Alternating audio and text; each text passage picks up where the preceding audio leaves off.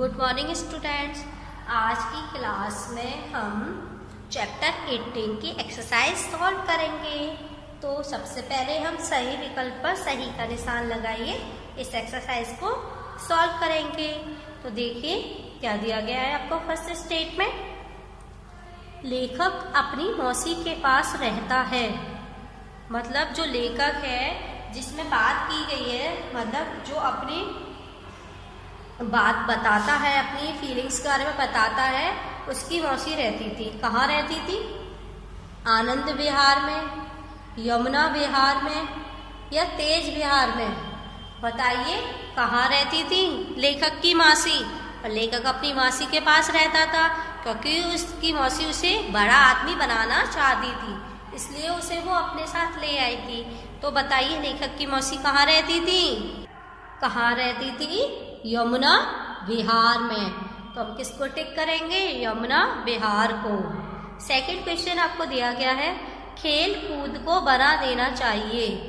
मतलब लेखक क्या सोच रहा था? एक दिन वो मैच देख रहा था तो अचानक से क्या हुआ था, लाइट चली गई थी। तो उसके पिताजी ने उनको बोला था कि सो जाओ, अब इसके बारे में तुम कल सुबह उठकर पता करना या पता चल जाएगा।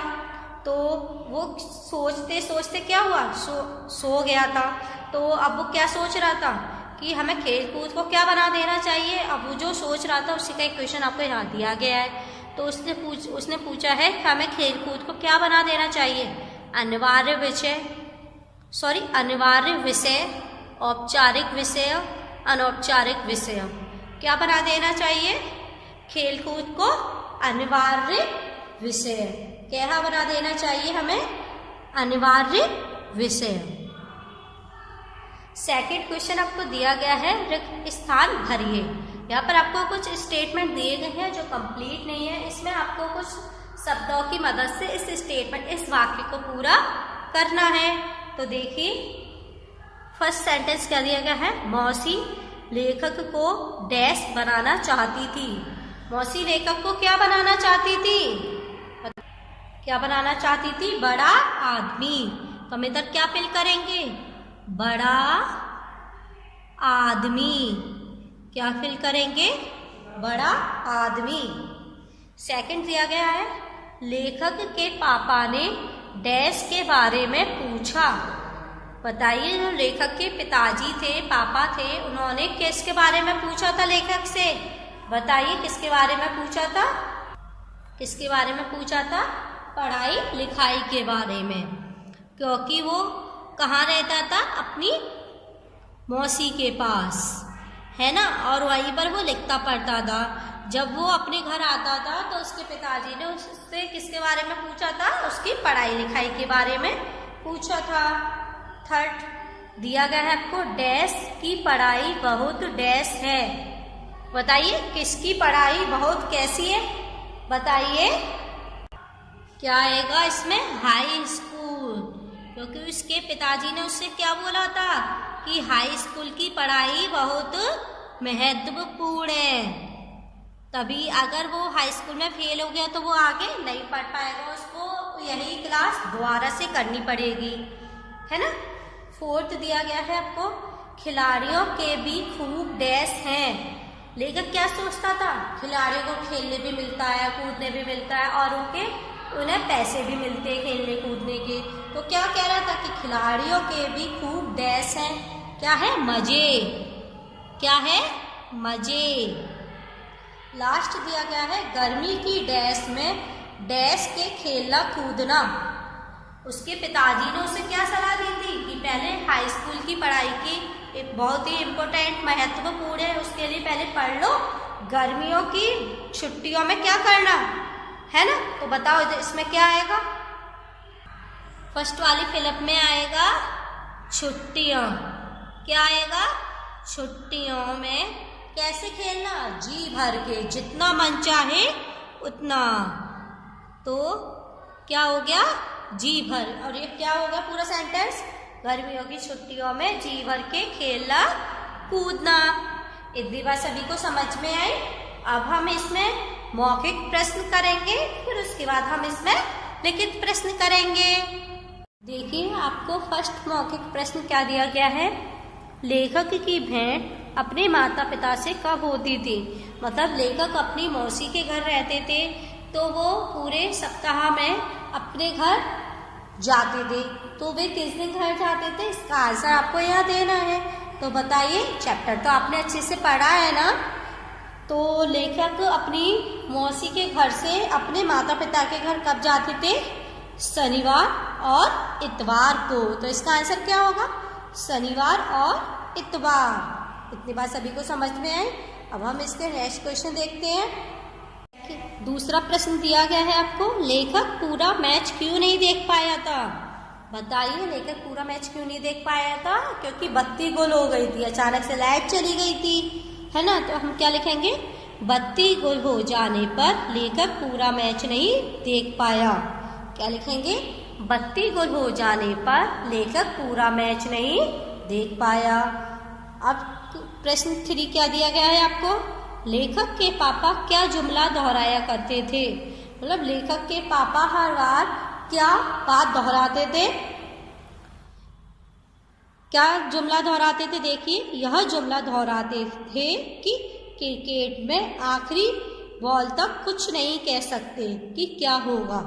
मतलब आप शुरू से लेके लास्ट तक क्रिकेट मैच देखते रहो, फिर भी आप अनुमान नहीं लगा सकते हो कि कौन सी टीम जीतेगी, क्योंकि इसमें आखिरी बॉल तक कुछ भी हो सकता है।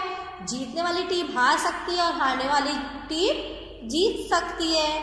इतनी बात समझ में आई। अब हम इसमें लिखित प्रश्न करेंगे। देखिए, लिखित प्रश्न में पहला प्रश्न क्या दिया गया है, बड़ा आदमी शब्द का प्रयोग करने पर लेखक को क्या लगता था। जब उनकी मौसी ने पहली बार बड़ा आदमी शब्द का प्रयोग किया तो लेखक क्या सोचने लगा था। तो इसका आंसर हमको यहाँ लिखना है। बड़ा आदमी शब्द का प्रयोग लेखक को लंबाई बढ़ाने से लगता था। मतलब जब उनकी मौसी ने पहली बार उससे बोला कि मैं इसे बड़ा आदमी बनाऊंगी, तो लेखक क्या बोला था कि, और वो क्या सोचने लगा था कि उन मौसी बोल रही हैं कि मेरी लंबाई कब बढ़ेगी। तो इसका आंसर हम क्या लिखेंगे, बड़ा आदमी शब्द का प्रयोग लेखक को लंबाई बढ़ाने से लगता था। इतनी बात सभी को समझ में आई। नेक्स्ट क्वेश्चन, सोकर उठने पर लेखक ने क्या किया। जब लेखक मैच देख रहा था, अचानक से बत्ती गुल हो गई थी। जब उसके पिताजी ने उनको ये बोला था कि सो जाओ, सुबह उठकर देखना, तो उन्होंने सोकर उठने पर लेखक ने क्या किया था। बताइए, सुबह उठने पर लेखक ने सबसे पहले टीवी खोला, क्योंकि उसको ये जानने की उत्सुकता थी कि कल मैच में क्या हुआ और कौन सी टीम जीती है। थर्ड क्वेश्चन दिया गया है, सोने से पहले लेखक के पापा ने क्या कहा था।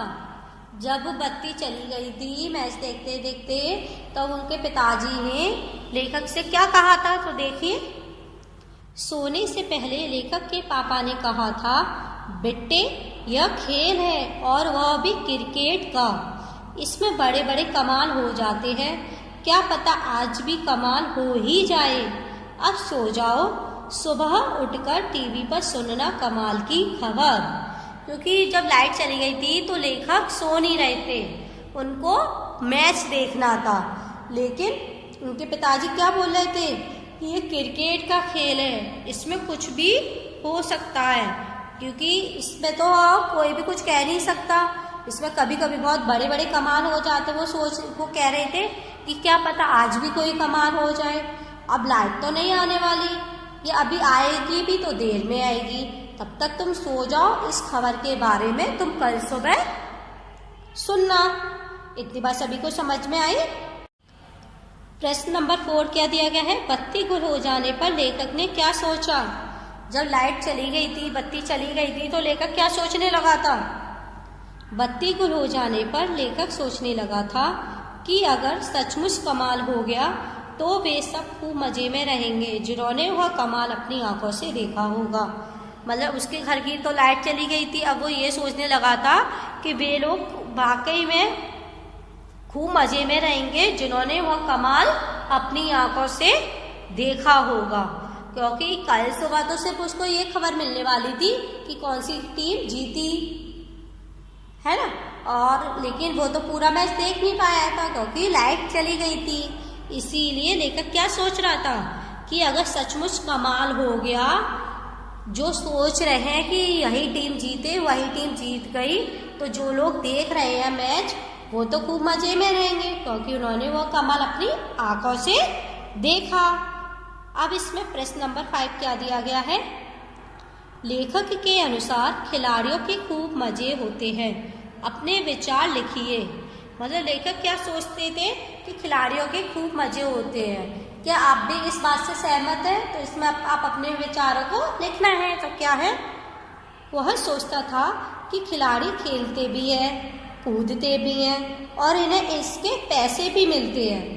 मतलब खिलाड़ी मैच खेलते भी हैं, कूदते भी, जो चाहे वो करते हैं और उन्हें उस काम के लिए पैसे भी मिलते हैं। जबकि इसके विपरीत जब हम खेलते कूदते हैं तब हमें डांट पड़ती है। और इसके अपोजिट जैसे कि हम लोग जब हम खेलते कूदते हैं तो हमारे मम्मी पापा, हमारे माता पिता हमको डांट लगाते हैं कि खेलना बंद करो, पढ़ाई पर ध्यान दीजिए, है ना, यही तो कहते हैं। और एक तरफ ये खिलाड़ी है जी, वो खेलते भी हैं, कूदते भी और उन्हें उसके बदले पैसे भी मिलते हैं, तो उनके कितने मजे हैं, है ना। तो लेखक के क्या विचार थे कि खिलाड़ियों के खूब मजे होते हैं और हमारे भी विचार वही है कि सही बात है। आज के टाइम में अगर हम खेलते कूदते तो हमको डांट पड़ती है ना, और वो लोग खेलने के साथ साथ पैसे भी कमाते हैं। इतनी बात सभी को समझ में आई?